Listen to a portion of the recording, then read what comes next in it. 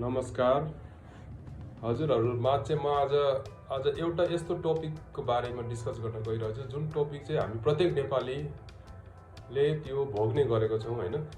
सबैभन्दा पहिला चाहिँ अहिले तपाईको हैन प्रत्येक केटाकेटीदेखि लिएर युवादेखि लिएर वृद्धहरुमा सबैभन्दा एउटा कमन हैन सिम्पटम हैन कमन एउटा समस्या भनेको के हो भने टेन्सन हैन, डिप्रेसन अथवा स्ट्रेस। अहिले प्रत्येक नेपाली, प्रत्येक मनुष्य अनि प्रत्येक व्यक्तिले यो समस्याको मतलब समस्या चाहिँ भोगिरहेको छन् हैन। यो समस्यालाई कसरी समाधान गर्ने यस बारेमा चाहिँ म आज तपाईहरुसँग डिस्कस गर्न गइरहेको छु है त।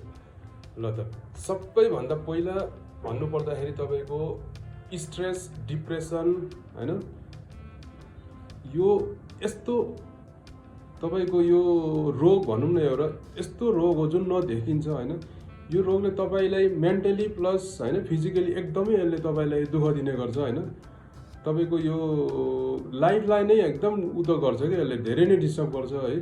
त्यसैले यो टेन्सन, यो डिप्रेसन, यो स्ट्रेसले चाहिँ कसरी कम गर्ने, यसलाई कसरी हटाउने त्यसबारे चाहिँ म आज तपाईहरुलाई भन्नु गइरहेको छु है त। ल त सबैभन्दा पहिलो तपाईको समस्या हाम्रो के समाधान के हो भने हामीले जब पनि तपाईले एकदम बढी नै कहिलेकाहीँ के हुन्छ नि तपाईले धेरै नै तनाव भएको छ अनि धेरै नै सोचिराख्नु भएको छ भने के गर्नु गहिरो सास लिनु के एकदम गहिरो सास लिनु।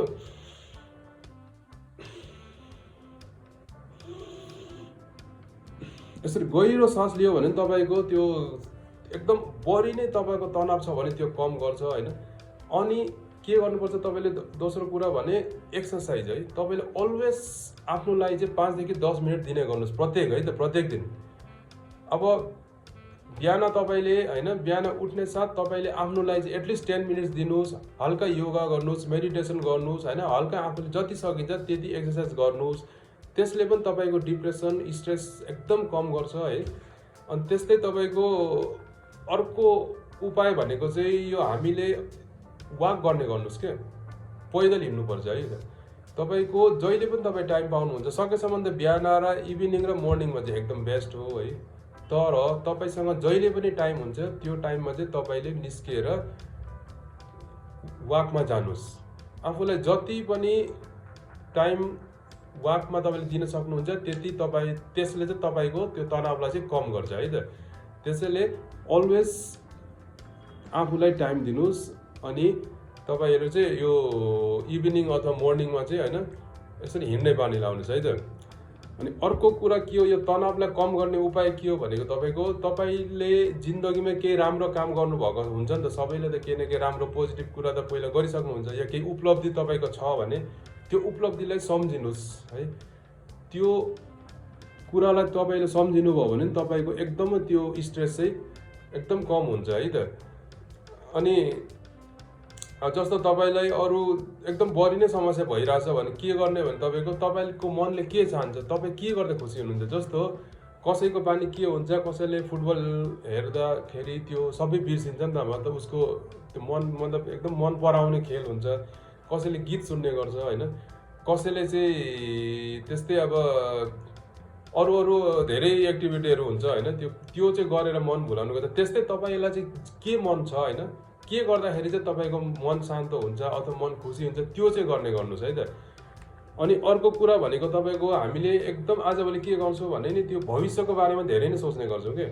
जस्तो त्यो हामी चाहे अहिले पढ्दै गरेको युवा हौं हैन या अथवा मिडल एज म्यान होस् या अथवा वृद्धहरु हुन् हैन जसको पनि सोच के हुन्छ नि भविष्यमा के होला हैन। जस्तो युवा छ भने म अब आउने एक्जाममा के होला, म पास हुन्छु कि हुँदिन अथवा मलाई घरबाट यति प्रेसर दिने होला म फेल भयो भने यस्तो यस्तो हजार कुराहरु हैन त्यो दिमागमा आउने गर्छ। त्यस्तै युवाहरु हुन्छ कसैले आफ्नो म्यारेज लाइफको तनाव होला, कसैले आफ्नो केटाकेटी छोराछोरी पछि हैन कसरी पढाउला उलाई राम्रो स्कुलमा पढाउन सक्छु सक्दिन, उलाई म राम्रो लाइफ दिन सक्छु सक्दिन। त्यस्तै अब सबैको आफ्नो आफ्नो समस्या प्रत्येक व्यक्तिको समस्या हुने गर्छ हैन। त्यो समस्या चाहिँ हैन त्यो चाहिँ समस्या सबैभन्दा ठुलो कज हो के त्यो चाहिँ तपाईको स्ट्रेसको लागि के डिप्रेसनको लागि। त्यो चाहिँ सोच्दै नसोच्नुस् जे हुन्छ राम्रो हुन्छ त्यो सोच्ने गर्नुस् है त। अब तपाईँले चाहिँ आफ्नो तर्फबाट सकेसम्म सधैँ राम्रो गर्नुहोस् है। तपाईँले जति सक्नुहुन्छ राम्रो गर्दै जानुहोस्। अनि बाँकी भविष्यमा जे हुन्छ भगवान्ले जे लेख्नुभएको छ हाम्रो भाग्यमा त्यही हुन्छ भनेर आफूले त्यो गर्दै जानुपर्छ। त्यो तनाव लिएर कि यस्तो होला उस्तो होला यो त्यो त्यो सब चाहिँ गर्ने नगर्नुहोस्। आफूले जहिले पनि होइन आफ्नो प्रयास गर्ने, आफूले सकेसम्म गर्ने, बाँकी भगवान्को हातमा छोडिदिनु है त। अनि त्यस्तै तपाईँको आफ्नो आफन्तहरूसँग होइन आफ्नो साथीभाइहरूसँग चाहिँ टाइम स्पेन्ड गर्नुहोस् होइन।